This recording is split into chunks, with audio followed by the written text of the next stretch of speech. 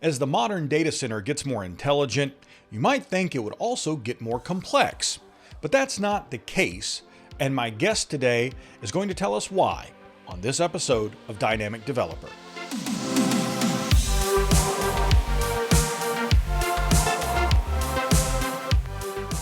I'm your host, Bill Detwiler, and on this episode, I'm joined by Kevin Deierling. He's Senior Vice President for Product Marketing of the networking business at Nvidia, and we're going to be talking about how the data center is evolving and some common misconceptions people often have about the modern data center. Kevin, thanks for joining me. Great to be here, Bill. Appreciate it. So, most people don't necessarily think of Nvidia as a networking company. Everyone knows about their graphics cards and their GPUs, and even them being more in the data center and high performance computing and supercomputing because we're using GPUs to do things like that. But as a networking company, not so much. So give me the rundown about how Nvidia is getting into the networking business and kind of their thoughts on networking kind of going forward. Yeah, so I think Nvidia acquired Mellanox Technologies earlier this year. We closed that in April. That's where I came from. And Mellanox is really the leader in high performance networking, both with our InfiniBand technologies, which is HPC and artificial intelligence computing, but also with Ethernet. So if you look at the highest performance Ethernet at the 25 gig and 100 gig, and even now 200 gig and 400 gig, Mellanox was the leader in network adapters at those speeds. And so now NVIDIA has really incorporated all of that, and it's part of their larger vision of what the data center is.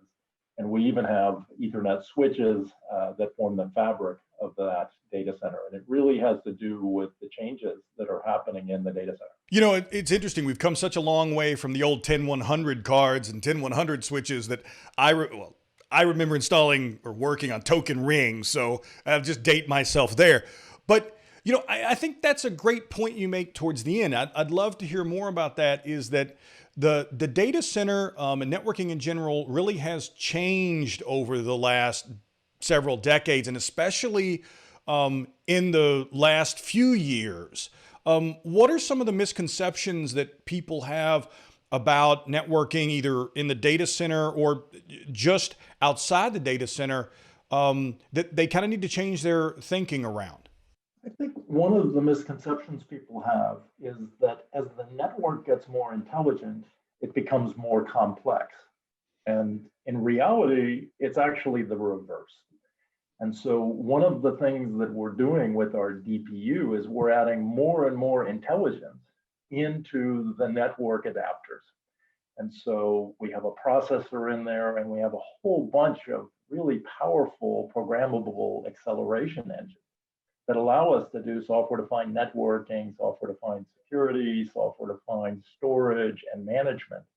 And really, by implementing all of that in the DPU, we actually make the job of the network administrator much simpler. So whereas before there were all kinds of things that were needing to be done in the network fabric and on switches, now we're shifting that to run on the DPU. And there's two giant benefits of moving that intelligence into the DPU. You know, first of all, it makes the fabric, the switches, much simpler to operate, deploy, and manage, because they're just really fast and efficient pipes at moving data. You don't have to have all of this complex network configuration. The second thing is it becomes intrinsically scalable, because if you're putting the intelligence into every node, if your computer is now the data center, if that's the new unit of computing, as you add more computing, compute servers, you're adding more capabilities in the network. So it naturally scales in a very efficient way. So I think the combination of having more intelligence in the DPU as the network connectivity in the server actually makes everything better. It scales better and it makes it simpler to manage.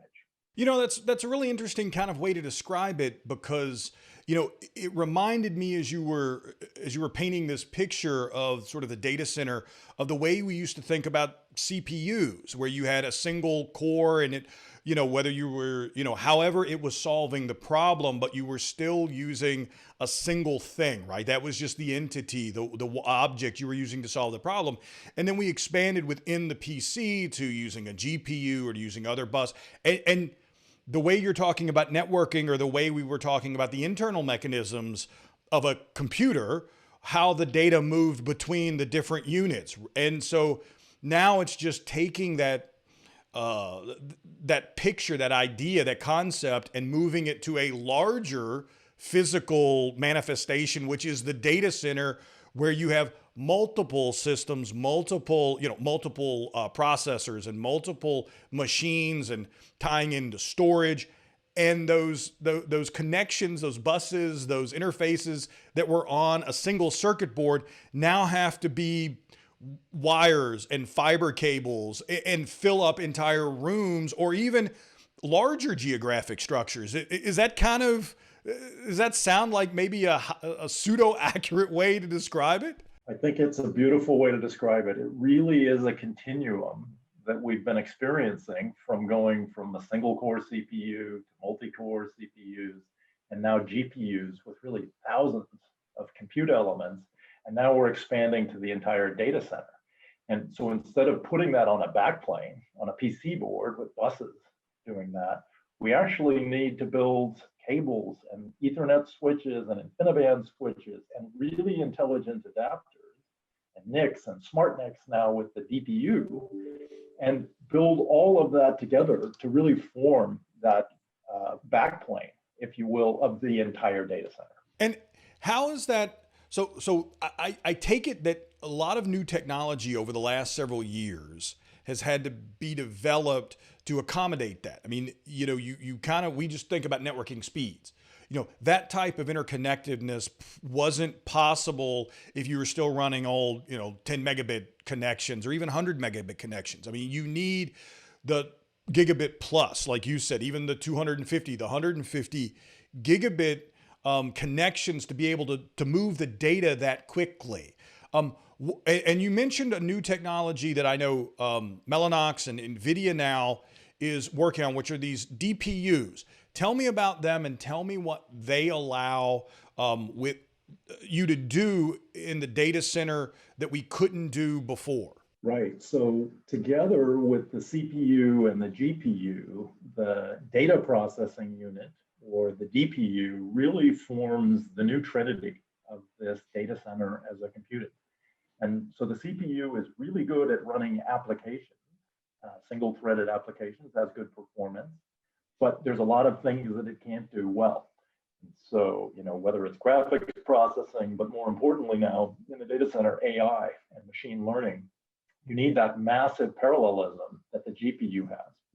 And similarly, with the DPU, there's functions that the CPU just doesn't perform well that will actually bring the most powerful CPU in a server to its knees. So if you're doing very packet intensive processing, whether that's for streaming video, whether that's for doing encryption or compression or firewalls and load balancers, and as we move to this entirely software-defined data center, software-defined networking, software-defined storage, and software-defined security, really that DPU can perform all of that. And we offload, accelerate, and isolate all of those software-defined functions onto the DPU. So it's a really powerful addition into this data center computing, and it adds a whole bunch of intelligence. And what it does is it frees the CPU and the GPU up to run applications. So it's actually pays for itself. It's an extremely efficient way to take advantage of the resources that you have in the data center and get the most out of them. So it really returns all of the application processing back to the CPU, because the DPU is handling all of the low-level packet processing, compression, timing critical functions that we need to do. So it's a really powerful combination, this trinity of the CPU, the GPU, and the DPU. You know, it's interesting. I think that as we talk about the modern data center, and it used to be in the old days, 20 years ago, every company had a data center. They had a server room somewhere. They had a knock, and they had in-house staff that did that. But we've slowly been transitioning to either a hybrid model where you have a smaller scale version of that, and some of the infrastructure is in the cloud, some of the compute, some of the storage is in the cloud. And so I would love to hear kind of your take on where the market for this type of technology is. Is it just the large data center operators, the cloud operators, or the local sort of data center operators, or do you see it also having a place in, obviously in large organizations, research organizations that use supercomputers, high performance computing, but do you see a place for it as we still have this hybrid model in an on-prem data center of maybe the enterprise, but not someone that you would traditionally think of as maybe someone that is consuming supercomputing, uses supercomputers. Who do you see using this type of technology right now and maybe in the future? Yeah, so we think every business is going to become AI. So artificial intelligence is really transforming all businesses. And for a variety of reasons, there are still data centers, and whether that's for data gravity reasons or latency reasons or legal reasons in terms of maintaining your confidentiality and keeping data on premises, or even for cost reasons. The data center itself is not going away. The enterprise data center is not going away. And on top of that, we're seeing an explosion in edge applications with 5G and new capabilities, IoT devices, et cetera. And all of those will be enabled by AI. And so whether it's healthcare or robotics or automotive or natural language processing or managing a recommendation engine in a retail environment, all of those businesses will benefit and become AI because it's just an imperative to succeed today, to have a digital marketing place that leverages AI. And so for all of those reasons, it will definitely still be there. And on top of that, it needs to coexist with the business that you can put into the cloud. So you're not going to bring everything on premises. You're not going to leave everything on premises. Some things are going to be in the cloud and some are going to be on premises. And so you need to be able to deal with that hybrid model in a very effective way. And that's something that we're really good at. So are we, with the move to remote work and people working at home, we're not going back to the days where you needed a server in your basement, right? Like we're not going back to the days necessarily when you had to have, $20,000 worth of computing equipment in your house. But we do see a need for, I think it was Dell I was talking to, there is some thinking around, you're going to have these localized nodes that are going to do some of those heavy lifting, some of that heavy lifting on the edge. And then because it all can't be moved back to the data center, and people's connections are just not as good. I think the whole working from home phenomena in this COVID era is really changing the way we need to use our networks and really communicate with each other. And so today, whereas video conferencing was first invented back in 1964, was first demonstrated at the AT&T World's Fair. And I was involved with this in the 90s, and we used to talk about it as the technology of the future. And we said it was always going to remain the technology of the future. It seemed like nobody was going to ever adopt it and use it. And here we are today, where people are talking to grandparents and children. Everybody and business is being driven on all sorts of online platforms. So it's fundamentally, accelerated the adoption of these new type of working from home platforms, whether this is video conferencing or even data streaming and video streaming. The way people are watching movies now, you don't go to the theater. Really, everybody's streaming data. And so we've done things like Maxine, which is our platform for really improving the way video conferencing works. And we're adding new features and new capabilities that improves audio, that improves video, makes things much sharper in terms of the images, and makes the audio much clearer. We do things for content distribution networks at the edge. So during that last mile connectivity into your home, everybody's home has a little bit different connection. And some of them are faster and slower. And it turns out you need to figure out what that is and deliver the video to each person at exactly the speed they need. And now you need to do that to 100,000 homes. It turns out those are really hard problems to solve with a CPU trying to manage all of that. So we do that in the network. So we have smart networking that can actually do video conferencing. We have smart GPUs that can improve video and audio. And it's really taking the infrastructure that we have today and making it work better for everybody who's working at home now. And you mentioned AI several times. We've talked about SDN. We've talked about some of the other technological advances that are driving the need for these, increased network speeds and better management of data through, better management of data as it flows through the data center. What are the biggest changes that you see sort of in the near term and further out, like, with AI? And you mentioned edge, right? And you mentioned IoT, and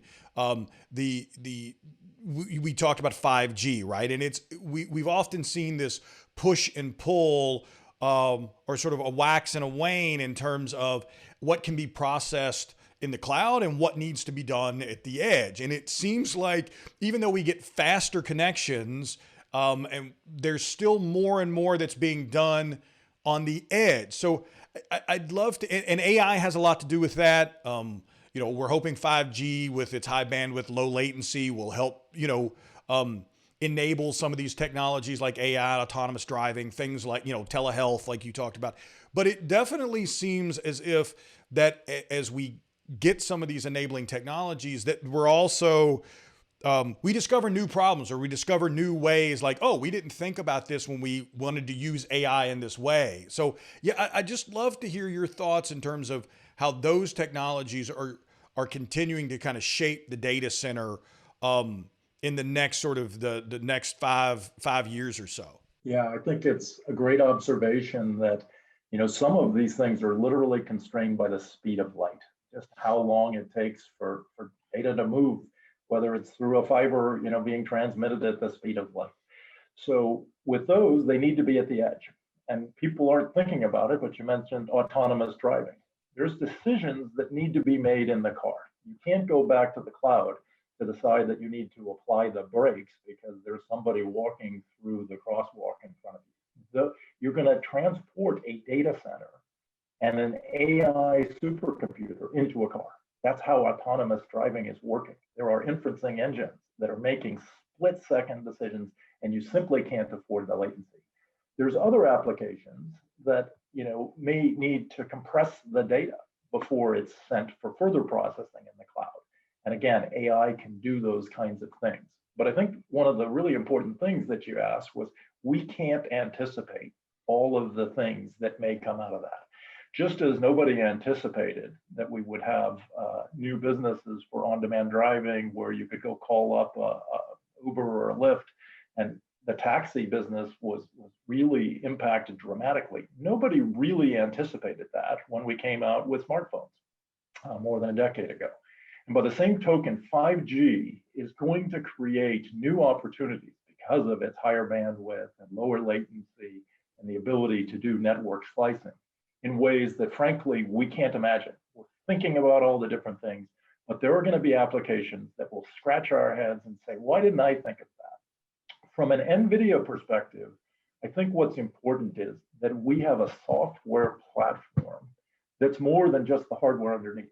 Everything, we're doing software-defined radios. We have what's called Aerial, which does 5G radios, that is programmed on top of a general purpose accelerated computing platform that we call EGX. And with that, we don't know what the new cool AI enabled accelerated computing applications are going to be, But we have a platform that does 5G and whatever else shows up. So whether it's telemedicine or health services or automatic driving, whether it's Isaac, which is our robotics platform, we're excited that we have this general purpose accelerated computing platform with EGX that's going to address all of these markets. And one of those is really going to become an explosive app that really drives 5G. I just don't know what it is yet.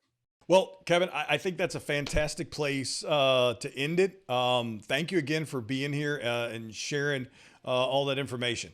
Excellent. Well, thank you, Bill. It was great to be here. I appreciate it. And thank you to all our viewers and listeners for joining us as well. You can hear more episodes of Dynamic Developer on your favorite podcast platform, or watch a video of and read a transcript of each episode at Tech Republic.